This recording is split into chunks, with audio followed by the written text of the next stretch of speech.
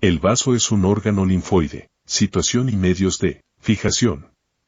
El vaso está situado en la celda subfrénica izquierda, es decir, en el hipocondrio izquierdo, posterior al estómago, inferior y medial al diafragma, y superior al riñón izquierdo, a la flexura cólica izquierda y al ligamento frenocólico izquierdo. Estos órganos son los que mantienen el vaso en su lugar, en especial el riñón, el colon y el ligamento frenocólico, sobre los cuales reposa.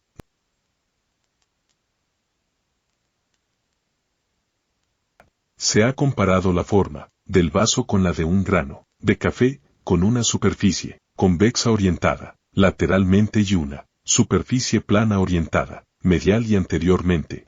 En realidad, esta superficie plana puede dividirse en tres caras secundarias, modeladas por los tres órganos que se hallan en contacto con ella: el riñón, posteriormente, el colon, inferiormente, y el estómago anteriormente. Forma un poliedro.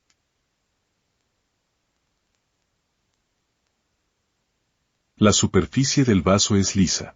Su color es rojo oscuro en el sujeto vivo. Es friable. Dimensiones y peso. Sus dimensiones máximas son 12 centímetros de longitud, 8 centímetros de anchura y 4 centímetros de espesor.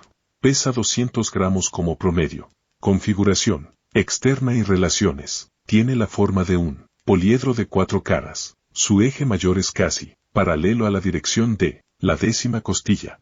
El vaso posee una gruesa extremidad anterior, base, en situación anteroinferior, y una pequeña extremidad posterior, vértice, así como una cara diafragmática y otra visceral, con sus bordes correspondientes. Caras.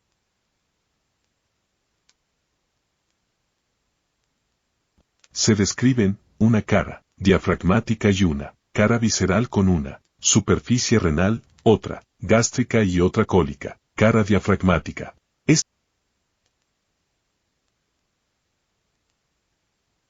Esta cara, que es lateral, es regularmente convexa y está completamente tapizada por el peritoneo. La cara diafragmática del vaso se relaciona con el receso pleural costodiafragmático y con el pulmón izquierdo. Lateralmente, esta cara se relaciona con la pared torácica. La cara diafragmática del vaso corresponde, en la región posterolateral del tórax, a la 9ª, 10ª y 11ª costillas, y a los espacios intercostales 8º, 9º y 10º, cara diafragmática.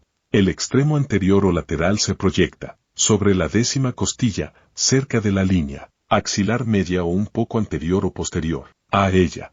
Nunca supera la línea costoarticular, que se extiende desde el extremo anterior de la 11ª costilla. El borde superior de la superficie de proyección del vaso sobre la pared costal es una línea curva, con la superior y anteriormente, que se dirige de un extremo al otro y cuya parte media se eleva hasta el 8º espacio intercostal. El borde inferior se proyecta sobre una línea convexa inferior y posterior, que reúne también los dos extremos y que sigue en gran parte de su trayecto el borde inferior de la 11ª costilla. 2.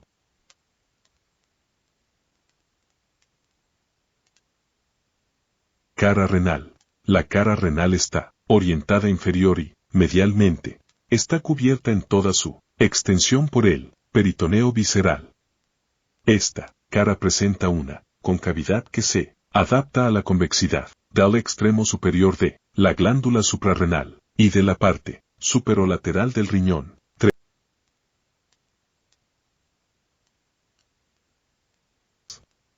Cara gástrica. Se modela sobre la convexidad de la cara posterior del estómago. Presenta en su parte posterior, cerca del borde, que la separa de la cara renal y a lo largo de todo este borde, entre 6 y 8 fositas dispuestas en línea recta, por las cuales los vasos esplénicos penetran en el vaso.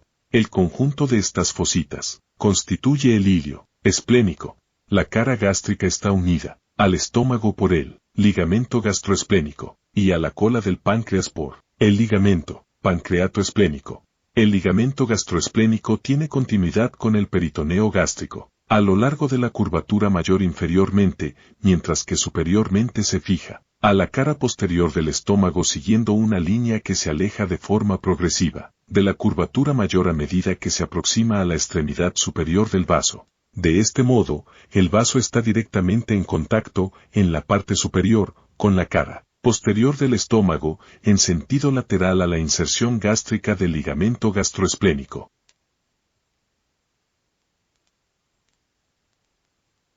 4. Cara cólica. Es plana o ligeramente deprimida y se apoya en la flexura cólica izquierda. La cara cólica está también en relación, más o menos estrecha, con la cola del páncreas, superior y medialmente, a la flexura cólica izquierda.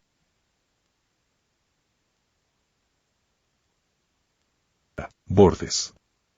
Las caras están separadas unas de otras por 3 bordes que se dividen en superior, inferior y medial.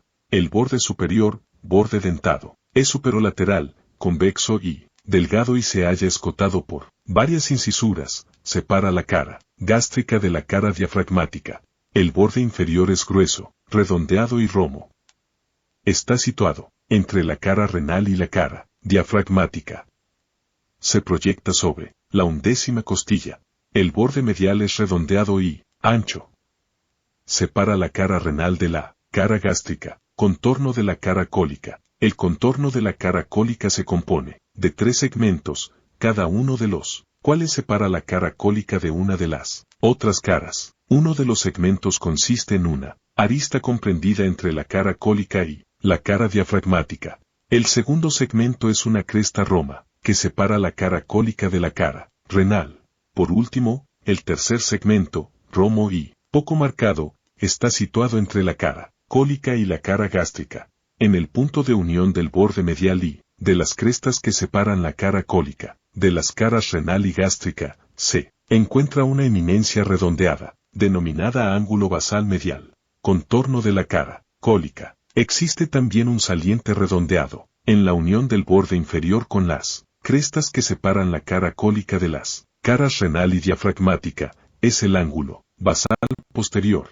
Por último, Pichau denomina ángulo basal anterior al ángulo de unión del borde superior del vaso con las crestas, que separan la cara cólica de las caras gástrica y diafragmática.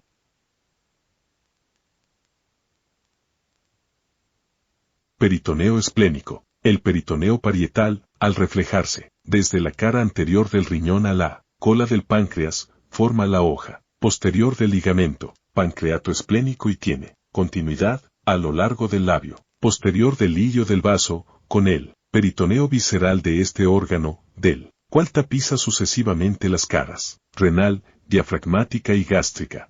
Al llegar al labio anterior del hillo del vaso, el peritoneo esplénico tiene continuidad con la hoja lateral del ligamento gastroesplénico y, por medio de esta, con el revestimiento peritoneal de la cara anterior del estómago. Peritoneo esplénico. En este corte transversal se observa también que el peritoneo que tapiza la cara anterior del páncreas tiene continuidad con la hoja anterior del ligamento pancreato esplénico hasta el hillo del vaso, para después reflejarse y formar la hoja medial del ligamento gastroesplénico. En los extremos del hillo, los ligamentos gastroesplénico y pancreato esplénico tienen continuidad uno con otro.